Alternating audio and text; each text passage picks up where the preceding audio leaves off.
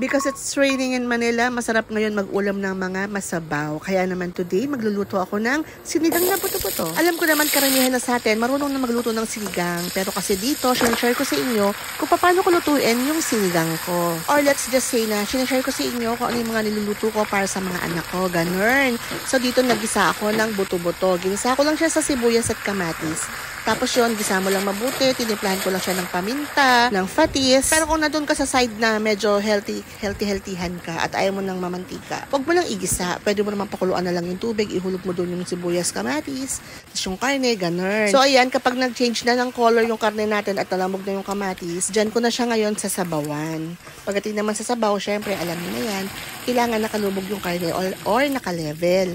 Para maganda yung pagkakakulo, para mas maganda rin yung pagkakalambot ng karne. Tapos syempre, pag kumulo na, bantayan mo yan. Kailangan natin tanggalin yung mga bula na yan kasi yan yung tinatawag na dumi ng karne. Pero may technique dyan. Kung gusto mo na magtanggal ng mga scam na ganyan, i-fry mo muna yung karne. Ganon. So ayun, pinakita ko sa inyo yung kanin namin, kumukulo na din. Tapos syempre sa sinigang, bahala kayo kung anong gulay yung gusto nyong gamitin or ilagay. At dito pala, hindi ako gumamit ng sinigang powder or yung sampalok mix. Ang ginamit ko dito ay calamansi. Ay, ang sarap nito, promise, try nyo. So ayan, naluto na yung ulam namin. Kain malala na naman.